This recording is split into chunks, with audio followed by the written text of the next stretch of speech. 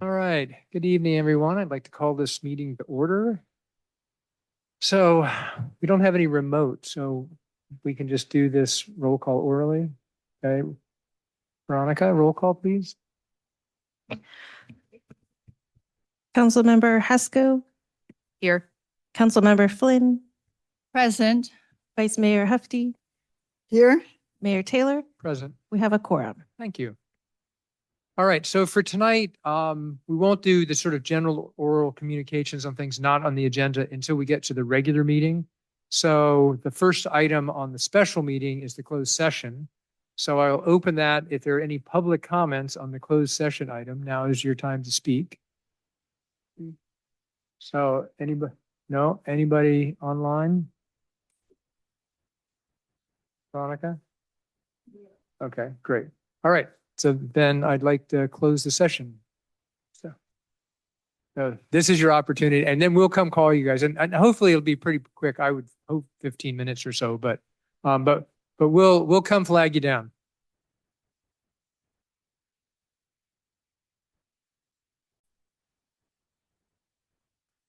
Okay, we're gonna call the council meeting back in session. So Catherine, do you want to report on the closed session? Thank you, Mayor. Yes, the council met in closed session just before this item to discuss the litigation County of San Mateo et al. Versus State of California. The town and all of the cities and towns in the San Mateo County are parties to this litigation, which is challenging the state of California regarding what's known as the BLF shortfall. I have nothing to report out of closed session. Thank you. Thank you. All right, let's move on to 5A. Does the subcommittee want to present anything before I open it up to public comment? Yeah, just a brief summary. Okay. Yeah. Then you're up. Okay. Well, just to refresh folks, our subcommittee was formed with a pretty direct task of identifying outside counsel other than our town attorney to advise us in connection with the Hawthorne's property in town. We wanted to make sure that we had counsel available should we have a need to confer and understand the town's rights with respect to MROSD's plans for the Lower Bound project and historic complex. That's when the decision to seek alternate counsel was made. We're happy to report out that we identified Bill Seligman, who is a veteran attorney. I think he's the town attorney for Campbell at this point, but also has a private practice, and he's very experienced in these types of issues. So we made the recommendation that we select Mr. Seligman as alternate counsel for this set of issues for the town where our current town attorney is conflicted out. So that's the setting here. I'll turn it back. Great. Thank you, Judith. Any clarifying questions for Judith before I open it to public comment? Yes. There's a budget associated with him, no more than $10,000 is that for this fiscal year or does that include some of the costs that might be for next fiscal? Well, right now it's just to get him started with getting his bearings to look at relevant documents that are publicly available. So whenever he gets through that, he has to come back and we have to reauthorize. Do you know how much has been spent to date? I personally do not.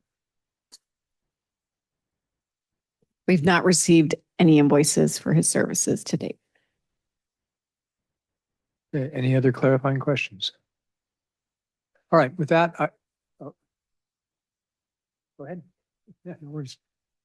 Do we know if I'm sorry. Hang on, I might have jumped ahead. We're on item 5A. All right. This is the report out. Yeah. Okay. Never mind. My question's the next. No worries. Thank you. Okay. So now I'll open it. Is there any public comment? So I see none in the schoolhouse. Veronica, is there any online? We have one in the, we Oh, have I'm sorry. lots. Sorry. Linda Brothers, a resident of the ranch. I just wondered to what extent you've authorized this to bring any action or undertake any work. You've just chosen him, is that correct? We have only chosen him and I think there's an agreement in place with a not to exceed number, but that's to get started. There's no decision or input that we've given him other than to get his bearings. Can I ask why he's not here, specifically as to the next matter? And with all due respect, why Catherine, who has an ethical barrier, is here? You can ask. We didn't, frankly, it's a cost issue. We didn't want him to spin his wheels essentially and spin up the cost. So I would imagine that as time goes forward and if we approve additional amounts, that would be an appropriate step. Yeah, please. Yeah, no, thank you for the question. This is something that I've considered. In terms of, legal advice that wouldn't generally be given in open session because of the confidential nature of it. So that would be another reason to not have Mr. Seligman here, but ultimately that would be a council decision. In terms of the items tonight, as indicated in the staff materials and when my firm was hired, my firm does represent Penn as well as Post on a variety of matters. And so that did create the conflict for this situation. I did give some consideration whether, this was a carryover item from a prior meeting. My personal opinion is this is a procedural item as opposed to a substantive one. And so for that reason, I didn't see a need to recuse. Of course, if the council wanted me to step out, I'd always be open to that. Thank you. May I follow up and ask you that I think I have substantive legal comments to make on the next matter, and is it appropriate then to ask if you leave? That would be a council decision. I can wait and ask the question then. Sure. Why don't we wait for the next one? I would say that the next one isn't about legal matters. It's what we think a subcommittee should start looking into to bring back to the council. And it's a matter of perspective, I think, whether that should include legal matters. But I'll wait till the next item. I just want to raise the question. Thank you. Thank you.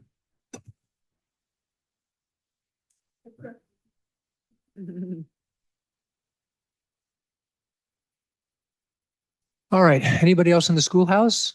Don't see any hands. I don't see any hands online. All right. So let me close public comment. Bring it back to the council. Are there any more comments for the subcommittee? Nope. Okay. Then let me close 5A and move to 5B. So who's going to present? Darcy, is this you? Great. Thank you.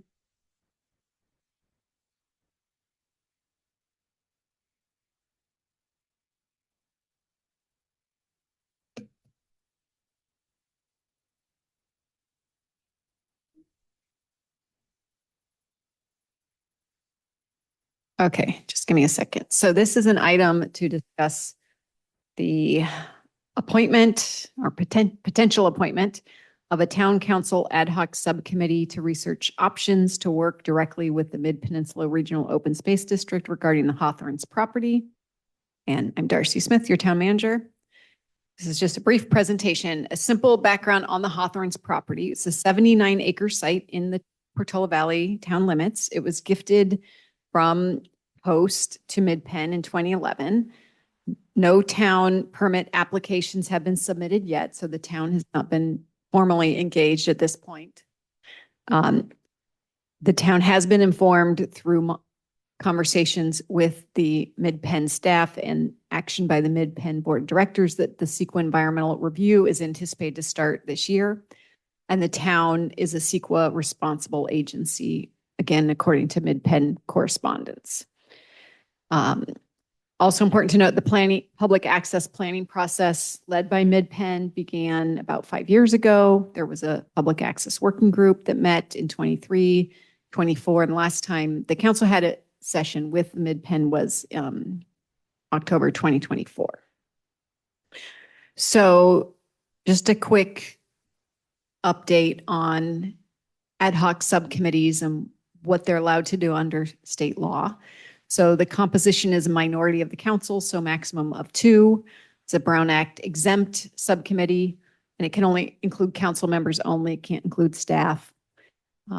It's advisory only to the town council. There's no authority and no action of the subcommittee could bind the town. And the subcommittee must have a specific finite assignment of work.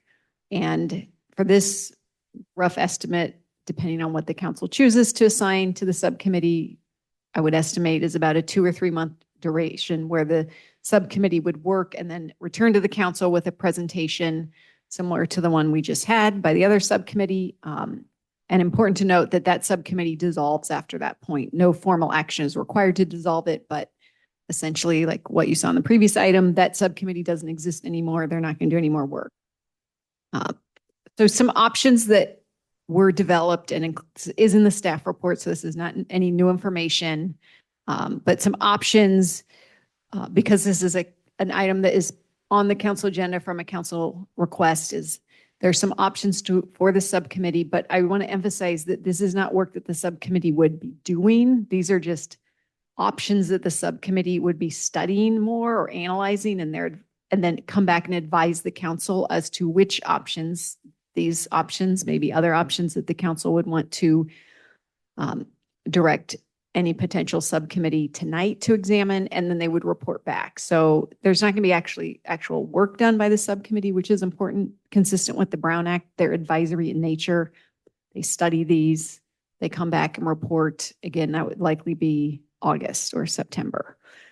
So that the things that I've heard in the community that might rise to the level of the subcommittee examining as to whether they would want to move that forward. Again, separate action by the council would be community communications, potentially working with the Mid-Penn board at joint meetings or forming what is considered a Brown Act joint subcommittee. Important to note, it would not be this subcommittee, it would be a separate subcommittee. Writing a formal comment letter to Mid-Penn, which again, we have not done at this point because the comment letter would need to come before the council for a vote. So this body has had no formal correspondence with Mid-Penn staff or the board. And there's some other options here, including working with Council Bill Seligman to study potential legal options. So the council's consideration tonight is fairly simple. I would suggest you take this in 2 pieces. First, does the council want to appoint tonight a town council ad hoc subcommittee to research the options to work directly with Mid-Penn regarding the Hawthorne's property?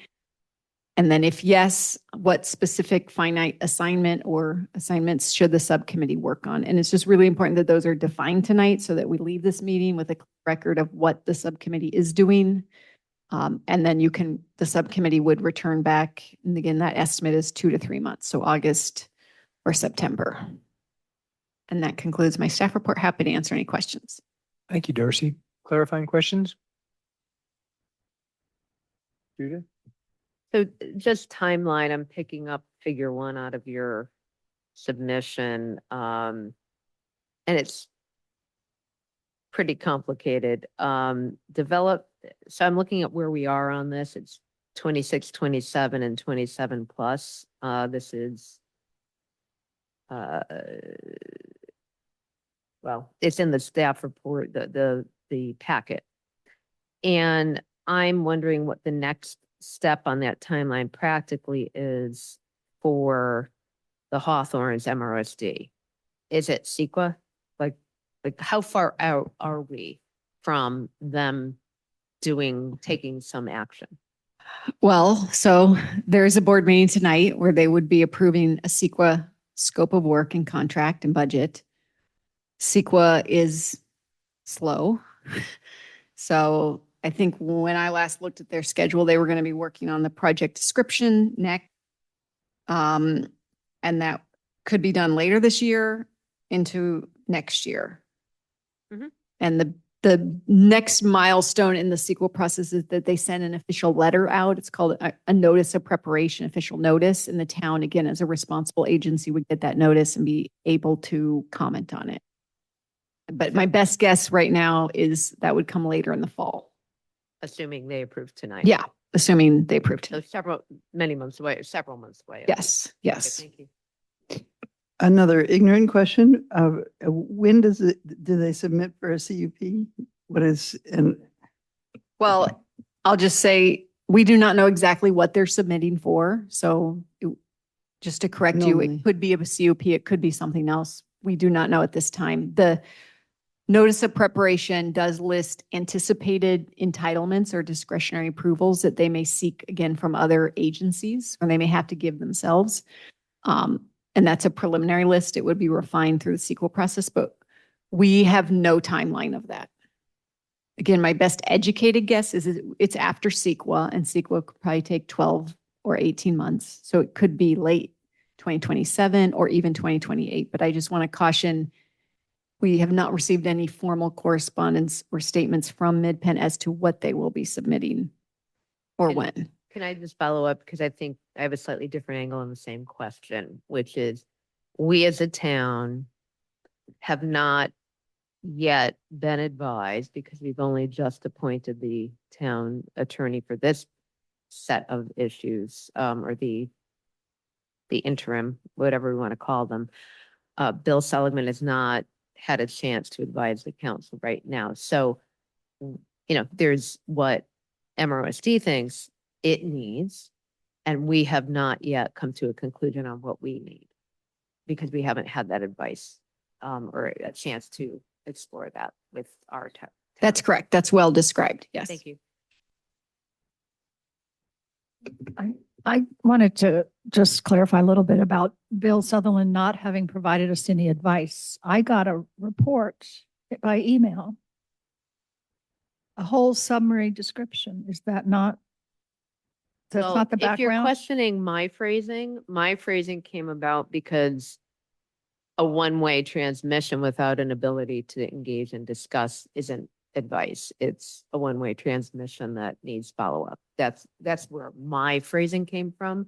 I don't know if Darcy had different phrasing. Well, I'll just clarify for the council and public that there's not been a public distribution of information from Bill Seligman at this point. Nothing's been provided publicly.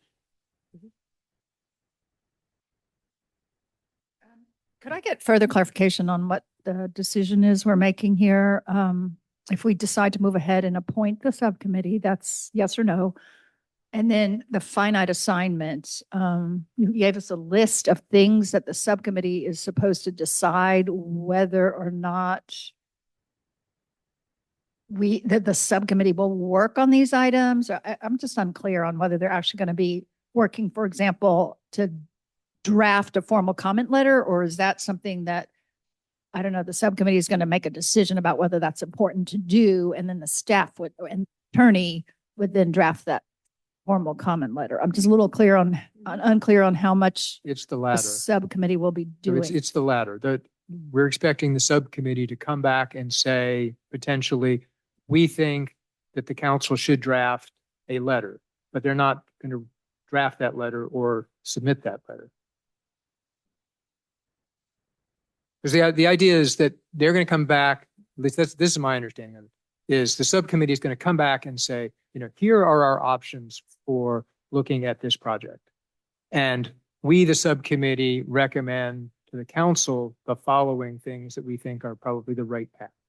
And then the council needs to decide what path we want to take as a full council. But at this point, do we really need to give any additional feedback than these 6 items saying, you should look at all these 6 items and decide if it's something to move forward with? Or should we be saying, oh, all right now, I think you should work on the form, that you should maybe focus more on this comment letter?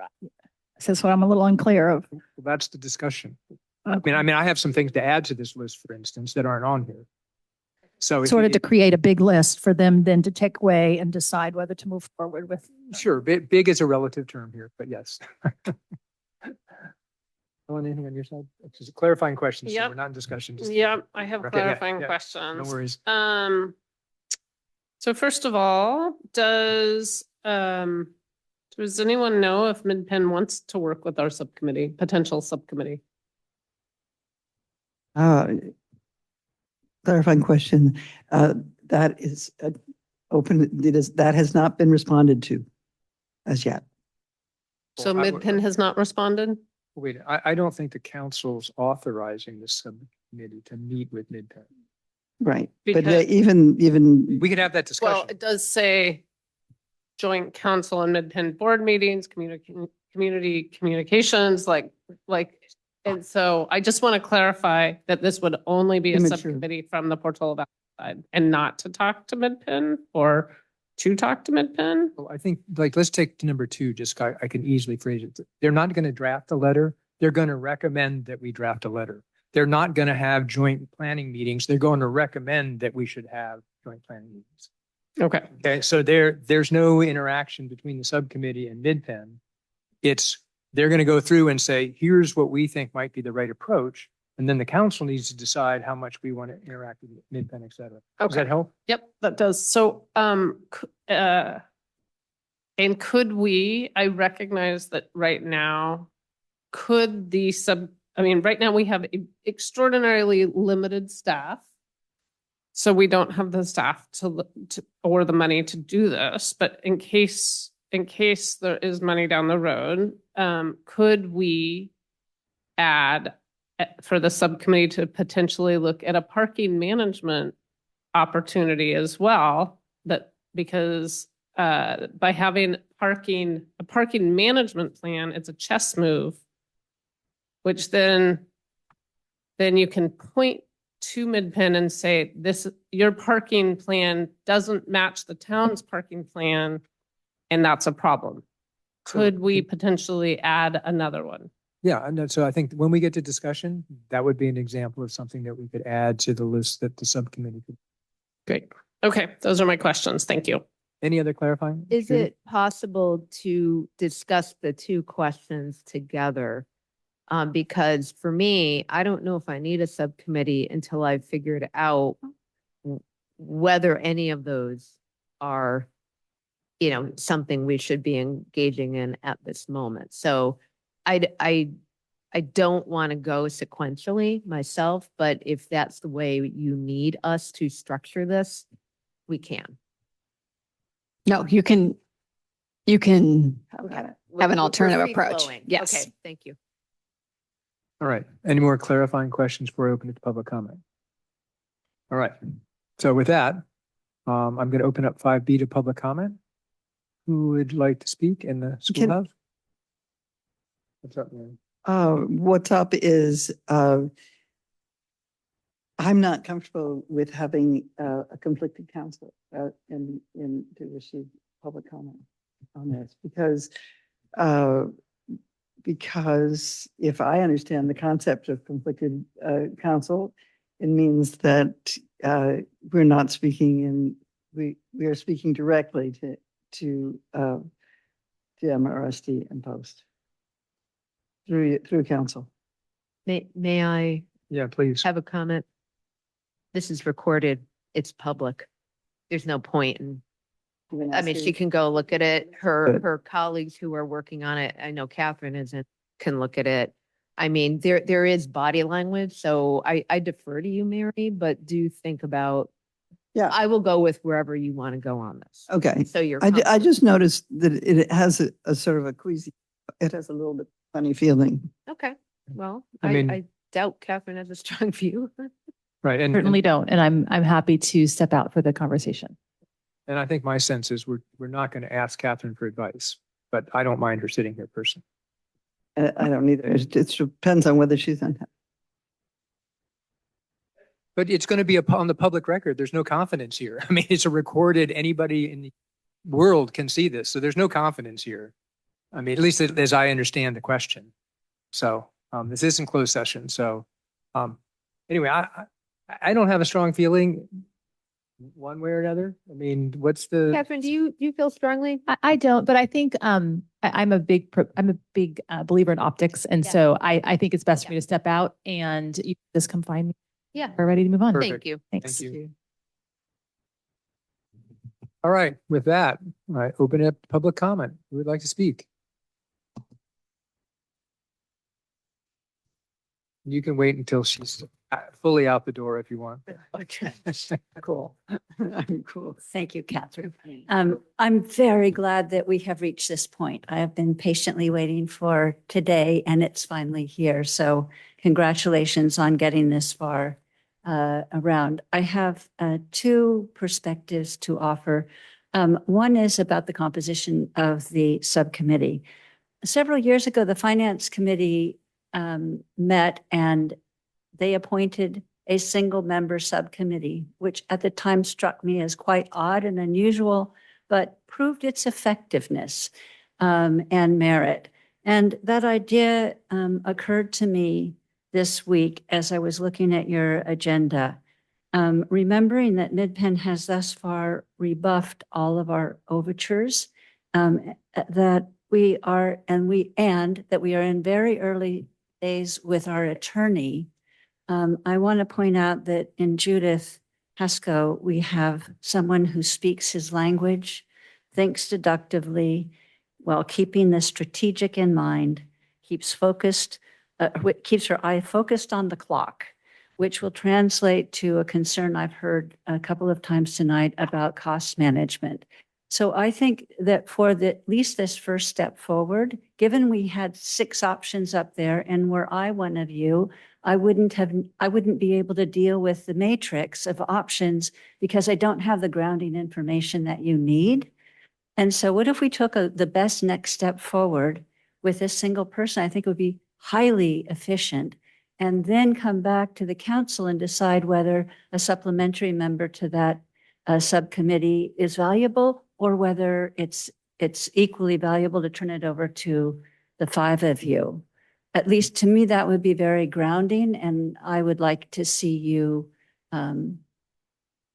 get the information that you need to make that decision going forward. Separately, before leaving the podium, I just want to call out a letter that you all received this afternoon, that I got wind of this afternoon, and that was posted by Nona Chiarello with help from the town staff, of course. And I thought it was really a turning point in the conversation. And I really look forward to talking strategically with you when that's what's on the agenda. Because I was very enthused, and I hope you were too for the pivot point that letter represents.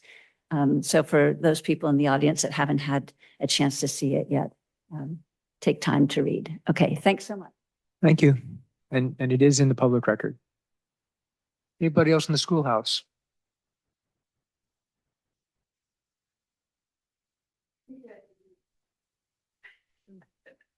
Linda Brothers. It's a little difficult to know where to start here. As someone who practiced law in this area, I've done over dozens of projects that involve land, litigation, and public groups.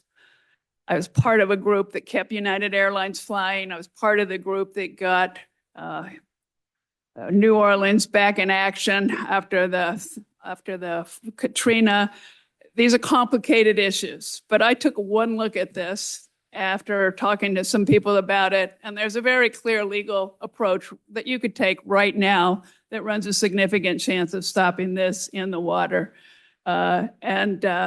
I don't really want to get into the technical details. I'm more comfortable with Catherine being absent, but because part of it involves a little bit of legal work, it should fit under the $10,000 that I think you guys have allowed. And it involves a legal standard that involves an element of surprise. I don't want to go into it more, but it's a no-brainer. It's like the first thing that came to my mind. So number one, I think that you're missing a huge opportunity by not getting on it right away. It's the kind of thing that should cause MidPen, if they're well advised, to stop or slow down on this project, which brings me to your agenda item. I think it's a big mistake to continue to study this document. First of all, since you are contemplating litigation, because you have hired a lawyer, all these things that you say start to develop an administrative record that will be used. And everything that you say that you're not well advised on, that sounds really good for one reason or another, may be the very thing that turns a lawsuit against you. It may just be in the small print in those documents. You know, we read thousands of pages a day, lawyers, and we see all those small print. And you know, I wouldn't presume to be a cardiac surgeon, Mary, but you know, it's really important. So I think I would not be in favor of more study groups. I would be in favor of some really serious consideration of what your legal options are. The thing that I understand and know would work would happen very quickly, have to happen very quickly, or you're going to lose the window. I agree with Betsy's comment. MidPen has been here. They came to the Planning Commission. They came to the council. They didn't respond to any of our comments. They didn't respond in the moment. They didn't respond any other way. And I went to many of those working groups that they had because it's right in my neighborhood, and they really didn't respond to those. So I think the final reason, in all the work I always did, we almost always had a local entity involved. Sometimes they were on our side, sometimes they weren't, sometimes they were giving permits. We would laugh at ourselves. We would laugh when we were in the room and the people on the other side were two elected members of a body. Because as much as you all love each other at some level. So Linda, Oh, I'm gonna I have to see. ask you to wrap it up. I'd like to finish my sentence if I could. You all will bring different things to the table, and a well-advised party on the other side is going to see that, and they're going to splitting you apart, and that's not in the town's best interest. Thank you for your attention. Thank you. Please.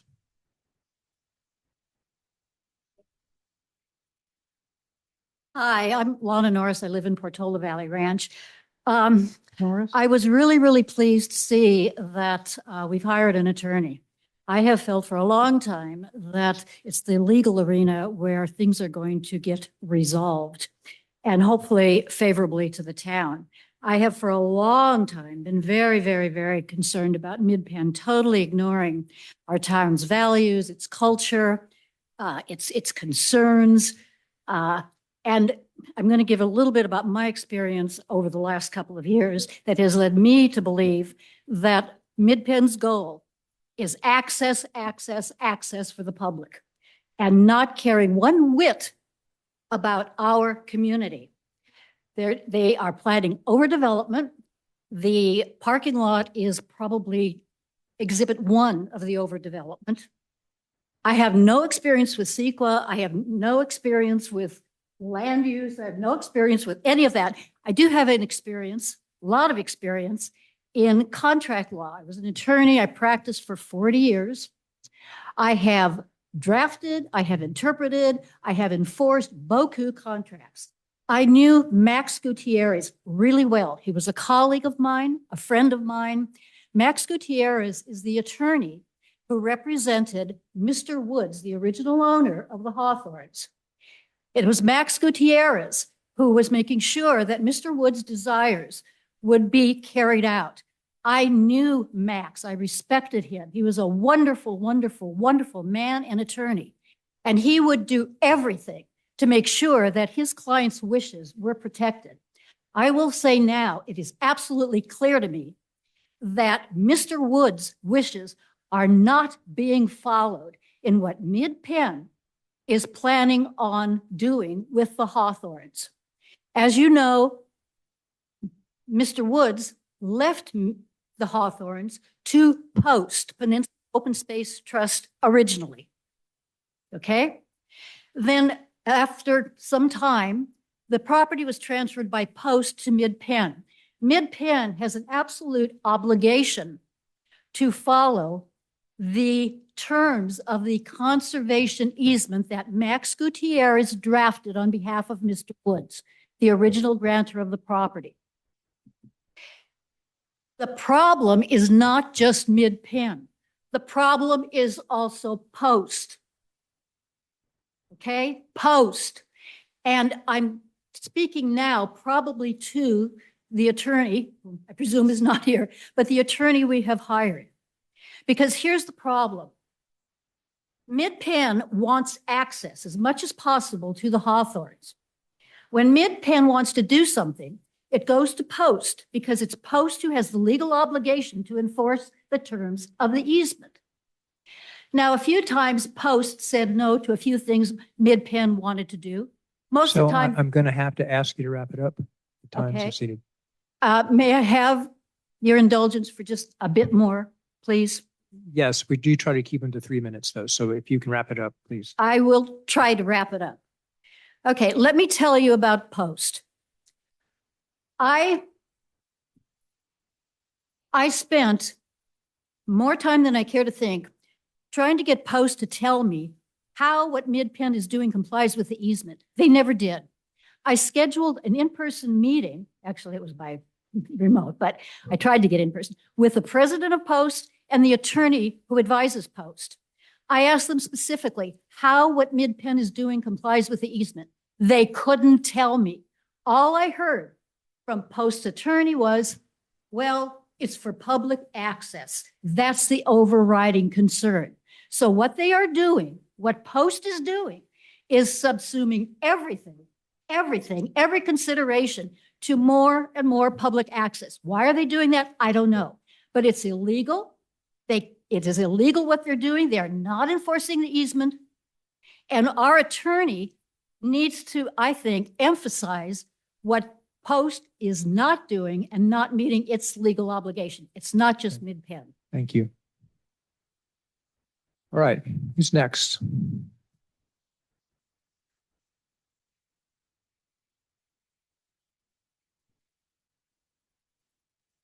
Welcome.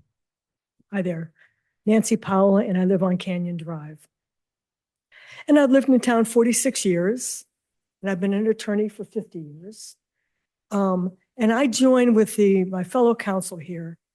And I have to say, the level of arrogance that I've seen with Mid-Penn is astounding.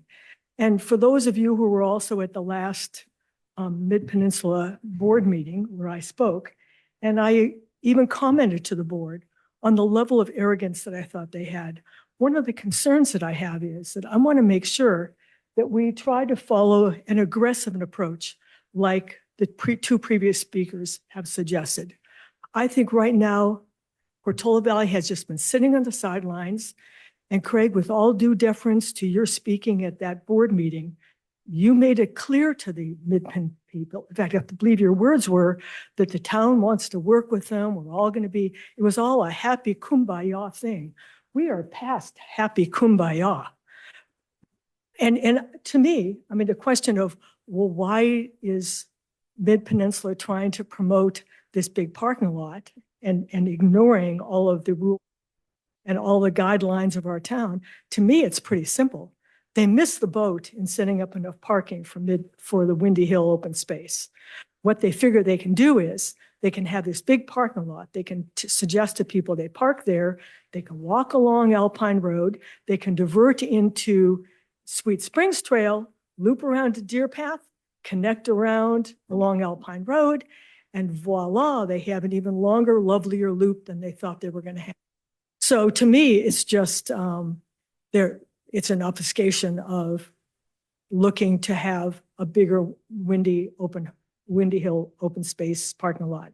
So since the issue before us, I believe, is a subcommittee issue, what I'd like to suggest is that the subcommittee be composed of people who are open to looking at perhaps the legal issues that have been suggested, or even obliquely. And I think it needs to be someone who is willing to stand up to Mid-Peninsula open space.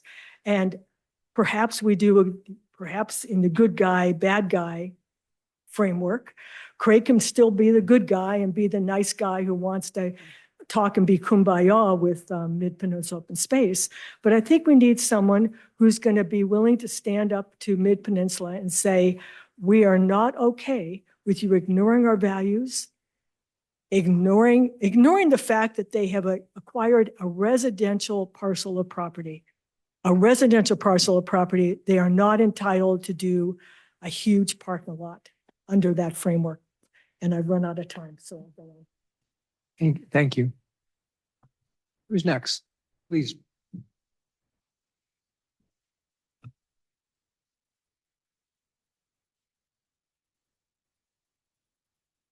Welcome. Hi, I'm Leslie Crease. I live at One Winter Creek in the ranch. And I'm here tonight because I'm very concerned about this council's strength, ability, and backbone to defend the ranch in this situation. We are a community of 200 and some homes, 200 and some voters, and I'm really concerned that we are going to get run over by the Hawthorns because this group tends to come across as a group who is cooperative and wants to, kind of sing kumbaya with Mid-Penn. And Mid-Penn, from what I've watched, does not particularly like you guys. They don't dislike you guys, but they're out. They understand their mission and their goal is to build their park and not to worry about our residents. That's you guys. And I'm worried about the ranch getting run over, from hikers on Sweet Springs to people, on trails, to dog doo-doo in my yard, to people with kids jumping in the creek in my yard. I cannot fence off my yard. I cannot do anything to keep people who let their dogs through in my yard.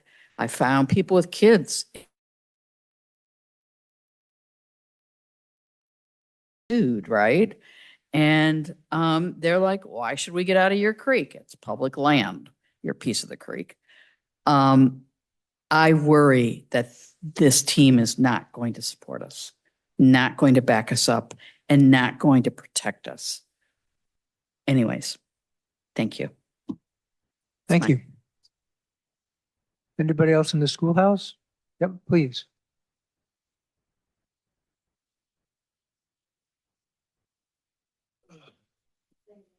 Welcome. Thank you. My name is Charles Maroney. I live in Portola Valley Ranch. I'm not an attorney, so I can't give you any legal advice. I've been going to these POG meetings or the first Mid-Penn meetings for 5 years. I live adjacent to the Hawthorns and have been talking to Mid-Penn board, their POG, all the right people, all their managers for the last 5 years. They don't respond to anything. No suggestion, no, hey, this doesn't look reasonable. Something that's not reasonable that they started from the very beginning was the insistence on a 50 to 75 car parking lot.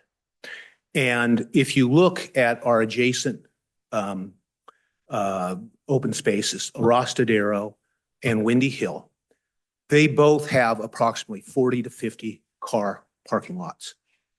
They both attract 180,000 visitors per year.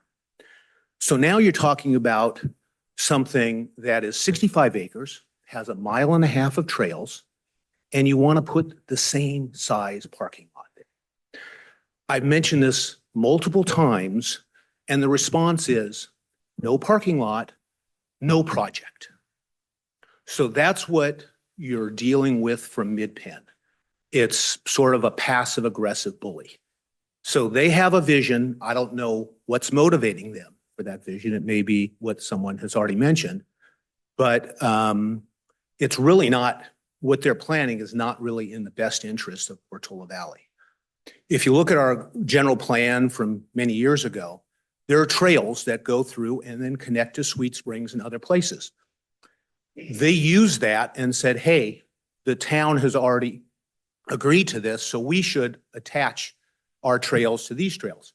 That was when that if you look at that document, there was one house on that property, and the concept was to allow open space.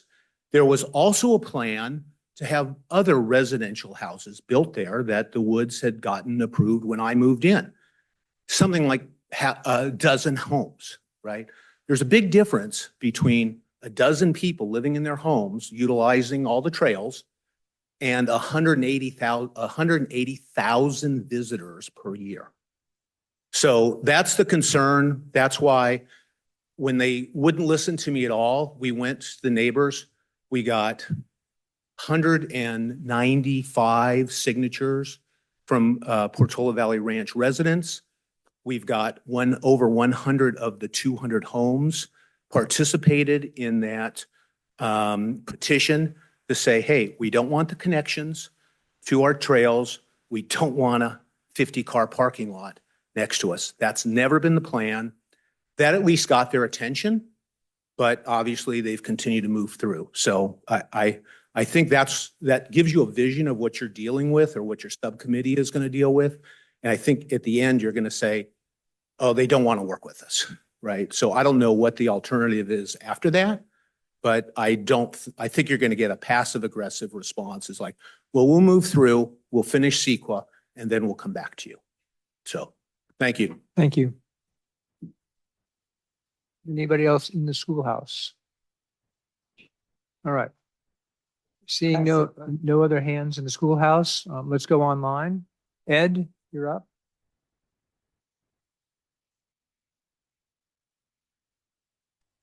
Welcome, Ed. Hi, yeah, can you hear me? I'm using my phone and I'm not familiar with Zoom on the phone. Can you hear me? We can. Very good. Yeah, I was expecting this to be a little more of a practical discussion meeting rather than the legal discussion. Notwithstanding, I will certainly echo the comments I've had and experience I've had in the difficulty and challenging communication we've had with getting any of the concerns or preferences or local knowledge shared with MidPen or any feedback from them. So definitely echoing what the prior speakers have said. What I will say is that in any further consideration, both the access to the site and the sphere of influence on the remaining neighboring parts of Portola Valley do have to be considered in terms of safety. And so any working group that is established or is not should include a very strong consideration of public safety and traffic safety. That's really my comment. Thank you.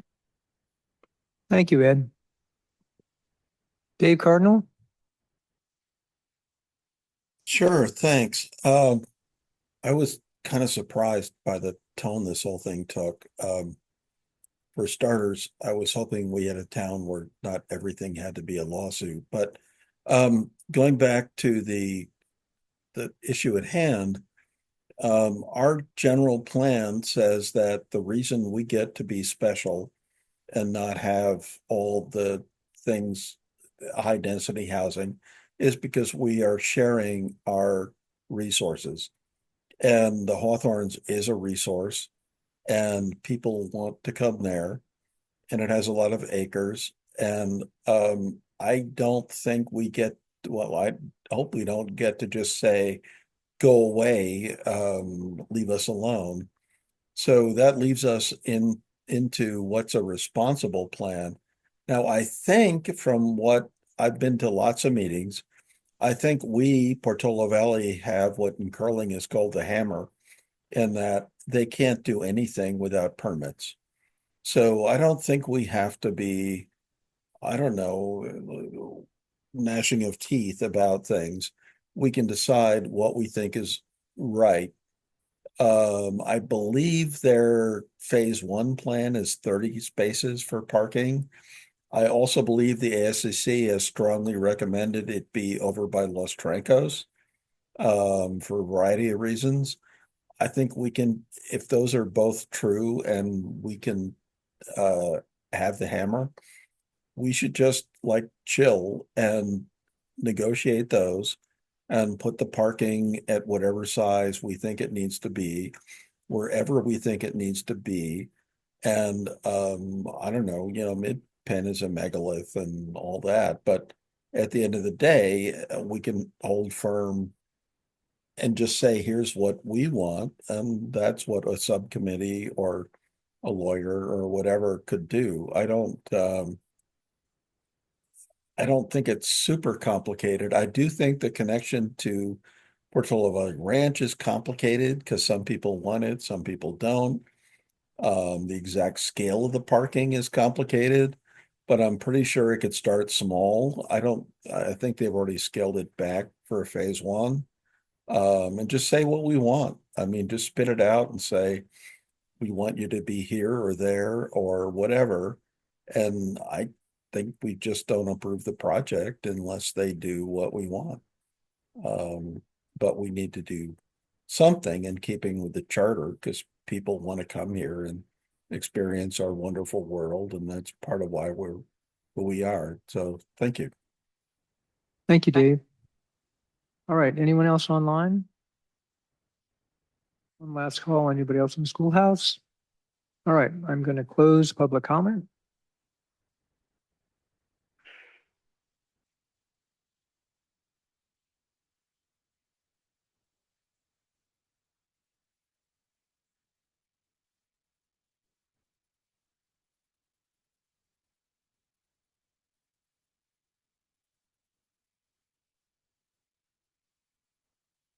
I might like to go first.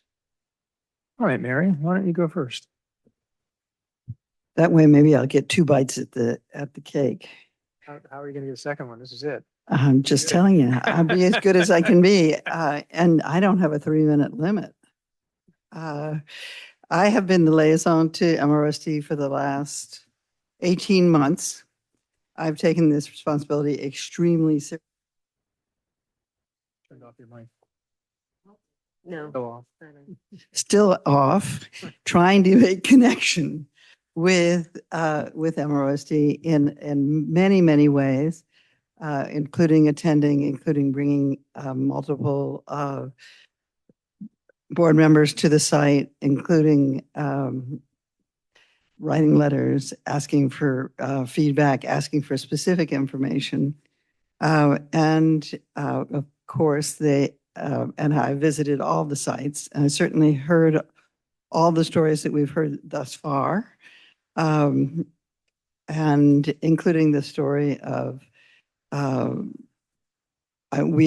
two things. There's no project if we don't have parking, and two, we will not reconsider the historic project. So the position of MRSD has clearly been from the very beginning that the Hawthorns Historic District was not on the table for this conversation or for any foreseeable time from their point of view.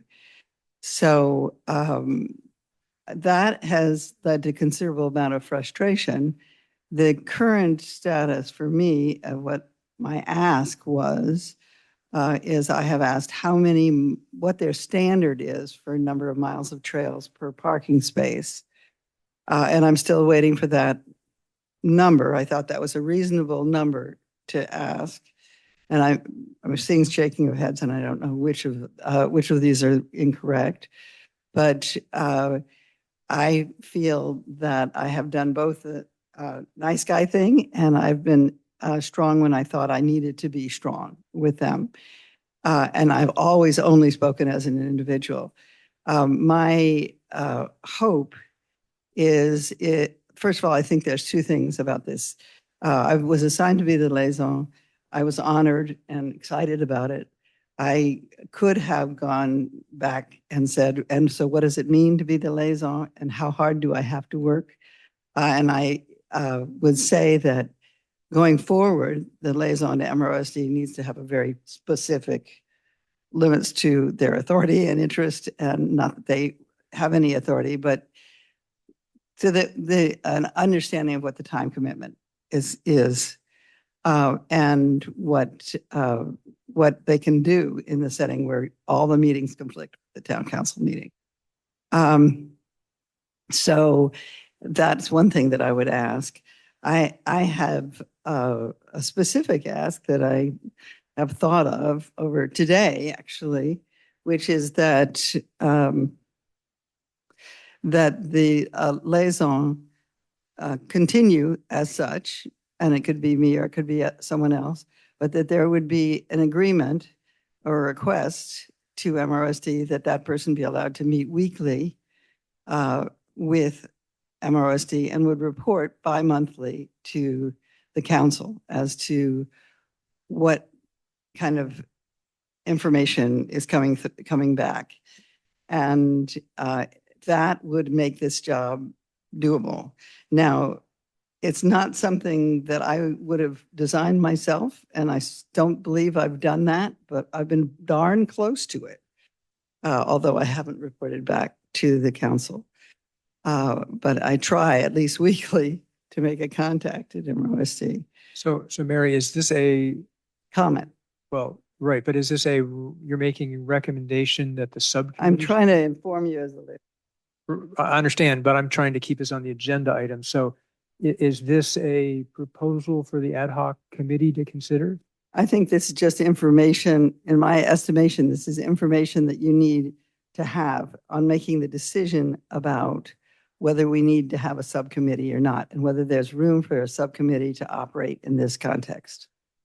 I personally believe that, and I could be dissuaded by, I'm looking forward to hearing all the comments of the rest of the committee, the council, but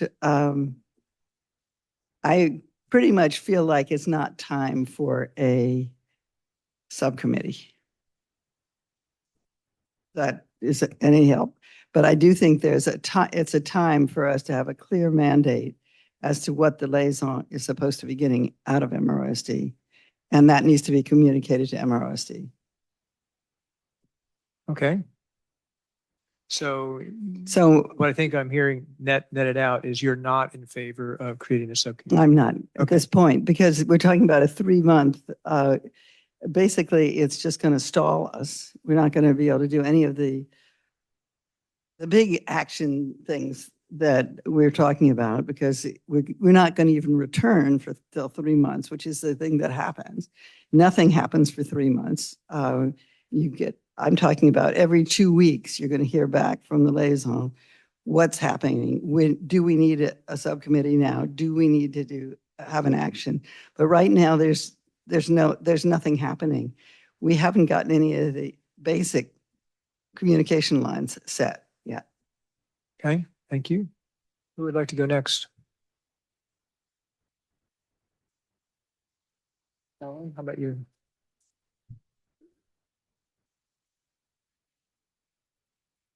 I actually have a question of staff first.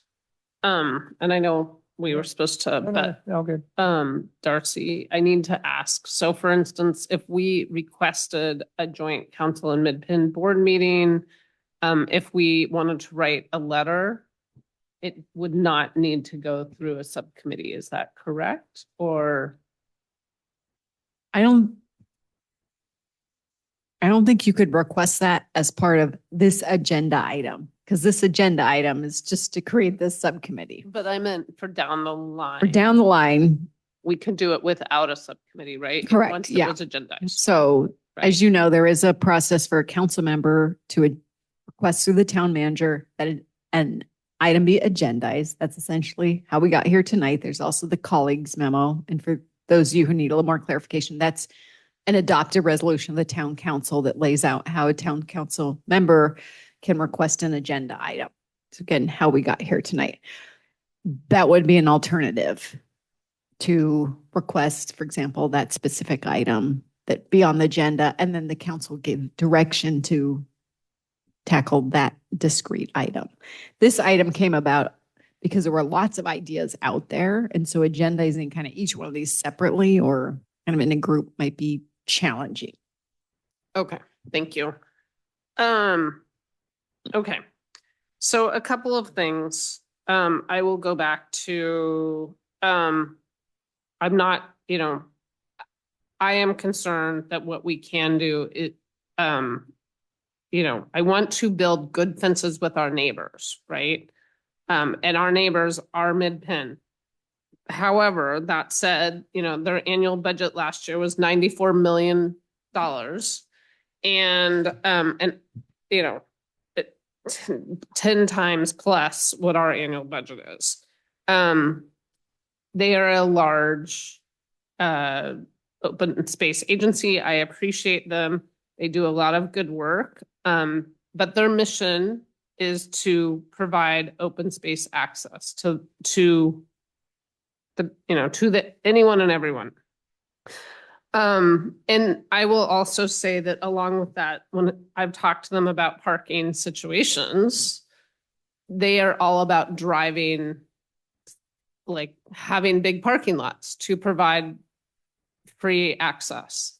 And that, and I have appreciated that, but also have been concerned by that stance. So should, and then the idea of the Los Trencos side, which I thought seemed reasonable. My understanding is the Los Trencos side to do an access point that is unsafe because of sightlines. So how do we make this work with the town and with Mid-Penn?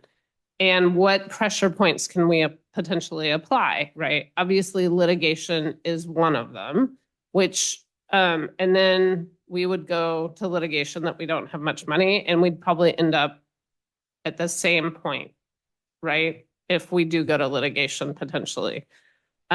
So that concerns me also because of our limited financial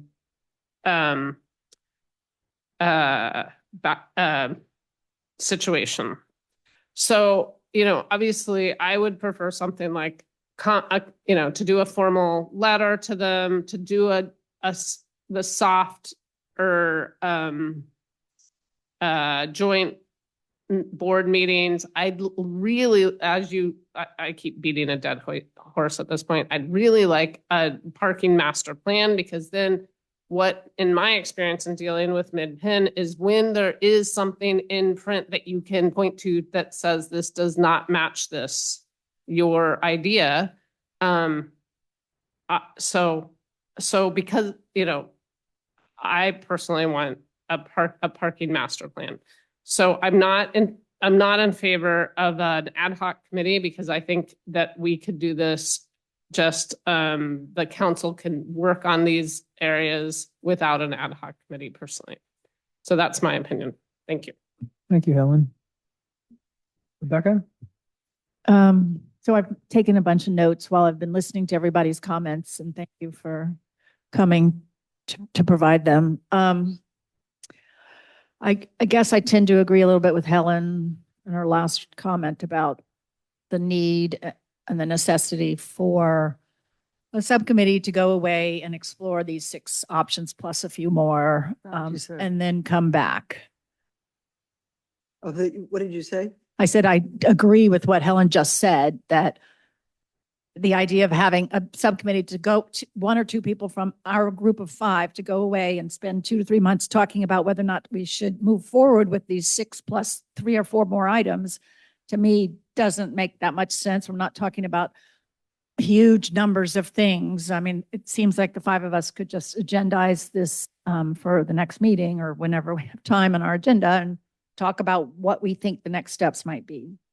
I've heard a lot of people saying that MRS OSD has been very difficult to work with. They are a huge Goliath, if you will. They have a ton of public money, and that it's difficult to get them to communicate with or to listen. Answer questions. Answer questions, right? I mean, I haven't had that experience personally. I mean, I have had discussions with some of the board members, and they've been pretty open to things, but that was on other projects. So Rebecca, I'm just going to ask, we have less than 15 minutes to wrap this item up. Judith needs to speak and I need to speak. So how come I'm always the one that gets cut off? Because it's now 13 minutes till. Well, you should have said that, 5 minutes ago when Helen and Mary were talking. Okay, so Rebecca, I thought I heard you say that you weren't in favor of this. And so if you're not in favor of it, then I think we can move on, because you sort of stated your position. So, I mean, finish up, but just understand that we're getting close to running out of time. Well, let me rethink my thoughts since you interrupted.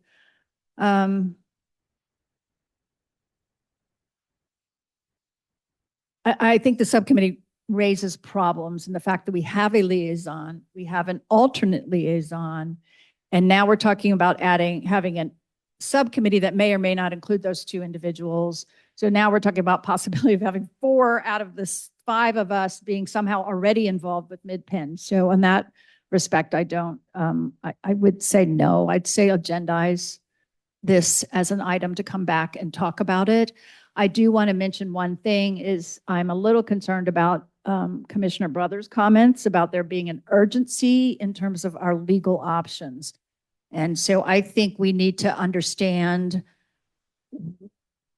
what needs to happen for us to consider these options? Does Linda need to sit with the town staff and this town attorney to kind of discuss that, to see what these are, whether it is an option for us to discuss, or, what is the next steps for kind of providing some urgency outside of our discussion on these items? So that's kind of one of my comments. Yeah, I mean, that's where I'm not in favor of it, to be honest. I am in favor of come back to us. Thank you, Judith. Okay. Preliminary comments. This is extremely complicated, given that we're getting out of the box on our own legal advice for the town and don't know exactly where that's going to lead. This is a complex negotiation, and I view it as a negotiation because they are our neighbors and they will impact us.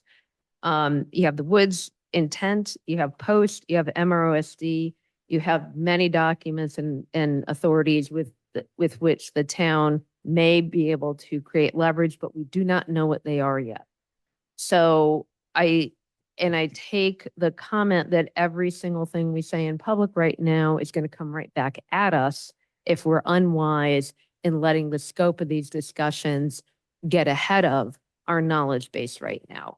So for me, it boils down to taking time to better define what do we want. The Open Space Committee has done a lot of work on concerns of what we don't want, and we've got some thoughts on what we do want. What are our leverage points? What are our legal points of leverage? Even if you don't assert them, you should know what they are before you engage in discussions with somebody else, so you don't waste time, among other things. And then how do we set up the best discussion with MROSD?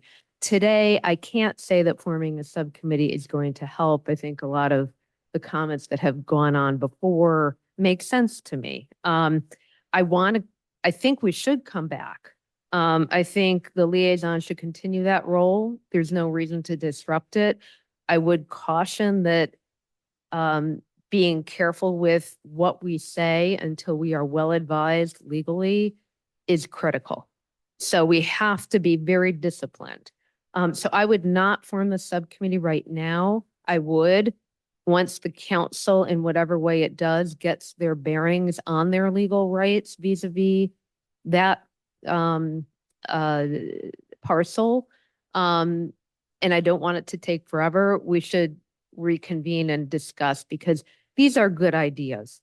They're just premature, and I can't support them yet because I just feel like I'm supporting a concept, not a strategy. So I would wait on it myself. Thank you.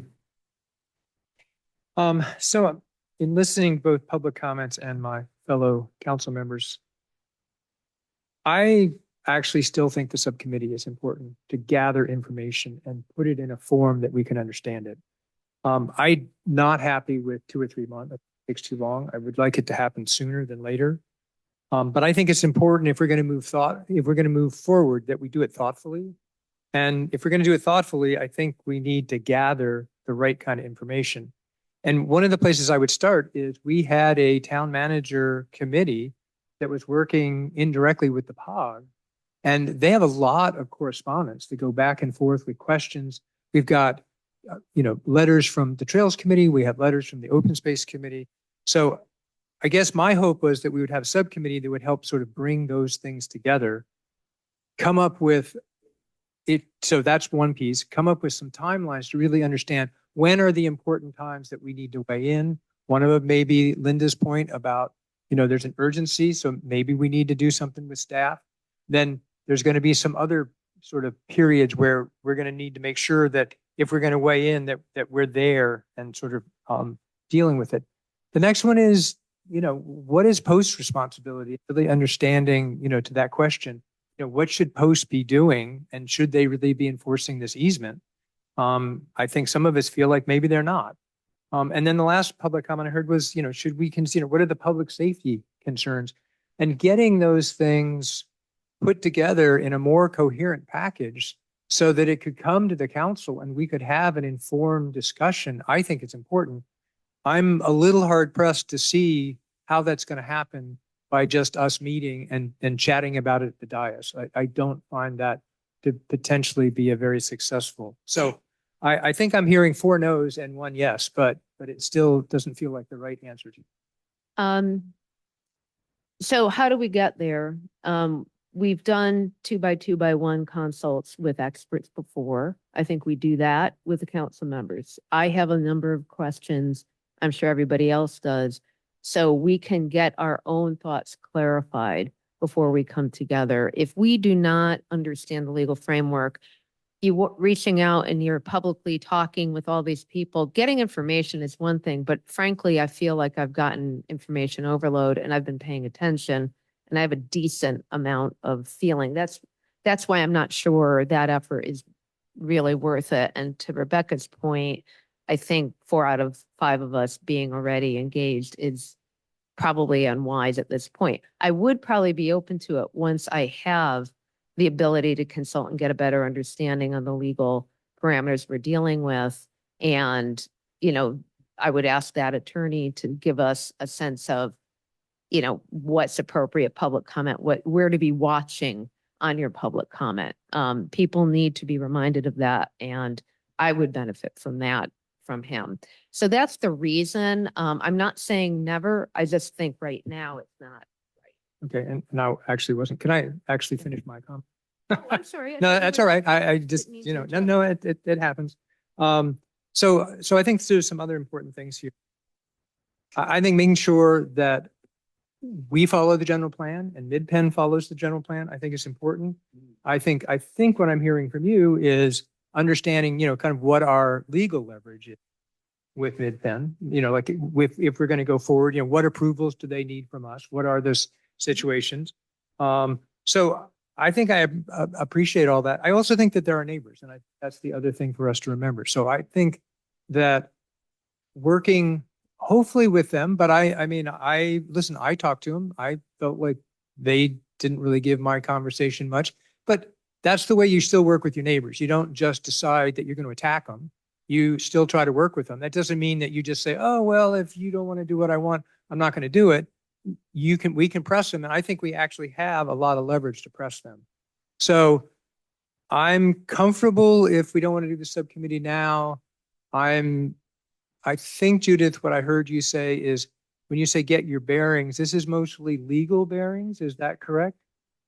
Right now, yes, because I have been following it and I have a good sense of the more social impact issues the town is facing, which aren't legal, but they're important considerations for our residents. Okay. So, I guess from my point of view, I'd be comfortable if we did that, but I'm still looking for pulling all the things that we have, everything we got from the town manager, everything we've gotten from open space, get them in one place so we as a council can look at it in a consistent, informed manner. I think that in my mind is critical. So maybe this isn't the time, but I'm a little worried that we're going to get our legal bearings and then we're not going to do anything more and it'll be September or October before we actually get to it. Well, I don't know. I think we're saying that there's more urgency. So I don't know. It doesn't feel quite right to me, but I think I get the gist. I have a comment. I feel like, Craig, what you're asking for this subcommittee to do is different what we are being asked to talk about to form the subcommittee. My impression was that the subcommittee was going to go away and decide what the 5 items that we think that they want to recommend that the committee work on, that the town council work on. And you're saying that you want the subcommittee to have a task of actually collecting all this information and putting it into one place and kind of creating a timeline and understanding where the important points are so that we know where there's urgency. That to me are 2 different things. So I think the scope is different. Well, very but different. I think you bring that stuff together and then I would hope the subcommittee would say, we looked through this stuff. Here's our recommendation based on the information that we have of a way to move forward. The subcommittee is not in a position to make this decision. At most, it's going to recommend. And yeah, I would expect them to give us the data and also give us an opinion. We don't have to take that opinion as a full council. So I guess I see But both of that's them. much more in depth than what my understanding is of what the subcommittee. So I don't have an issue actually with having the subcommittee go into that kind of depth and actually collect more information that you're saying. But I don't think it's useful to have a subcommittee just say, oh, let's come back. I think, the top things we recommend is the letter and the open space committee and the legal option. I mean, that to me is not useful. But if the subcommittee's job was to go and collect all this information and make sure it's all contained and observed and evaluated and reviewed, that I would be okay with. It's a bigger job than. Yeah, no, I mean, there was no discussion until 10 minutes ago of this collection of information. I mean, I'm not sure how would a subcommittee make a recommendation to the council on what we should do if they don't do some research? So to me, research is implied in gathering the information. So in the back, if I could just ask you guys, because we can hear you up here. So we're almost done with this. Thank you. No worries. So, I mean, but let me just go back. Obviously, staff capacity is limited, but where do these correspondents live? I'm assuming in our archives, right? So, Well, right. they live with the committees. So we have open space, we have BPTS. We have people in the town who are on like this the town manager committee advising the POG. We have those people in town. They have that information. So, I mean, both in our archives and, we have the resources here in the town to gather that. And that was my only point is I just feel like we should be starting on that process because otherwise it's going to be November before we start thinking about it. And that was my concern. So. Well, I mean, Rebecca and I were elected after the last time MidPen presented. And so like, I am definitely feeling not up to speed. So I would appreciate that more background actually. So I don't know if a subcommittee would want to do that background research. Or if it's needed with Darcy, I just asked that question. I think it depends on what the council's interest is, but I'll just advise you that the subcommittee needs to have a clearly defined task or tasks. That was the goal of this list. This is just ideas. But if there was a subcommittee, for example, to research past, it sounds like town manager committee, conversations, meetings, notes, and gather that information together, they could. And then I would envision that subcommittee would then come and present that back to the town council at a future meeting. So if the town council believes that information would be helpful, that could be the scope of the subcommittee. Personally, I feel like the most important thing is to explore our legal options with our newly hired town attorney or project attorney. I mean, that's for me what I feel like is most important, but I don't know where that task lives. And I should add that should be not a public task. That should be a private task. Is it possible for me to call the vote? Can I make a motion? Sure, you can make a motion. I mean, we're definitely pressed for time, and it seems that the idea of doing a subcommittee. I'd like to make a motion that we do not at this time make a subcommittee. I also would like to make a motion as part of that the liaison be tasked to give a report every 2 weeks to the council. Okay, is there a second? I would second that. Okay, we have a motion and a second. All in favor? Aye. Aye. Okay. Those opposed? Nay? Oh. I'm an yes? I'm an aye. Okay, so passes 4-1. All right, so I think that closes up 5B. Does it though? Can I just say, my direction here, my takeaway is that I will agendize a future item and I will coordinate 2x2x1 meetings with outside counsel Bill Seligman. I don't know when this will come back. July is we're working on the July agendas now. So I will bring it back for a more robust discussion. And then you can provide direction to me onto which items that you would want me to work on. Now, the idea of being able to get on the agenda for my report, how does that happen? I think that comes under subcommittee liaison reports. Thank you. Okay, thank you. With that, I'm going to adjourn the special meeting. Thank you, everyone.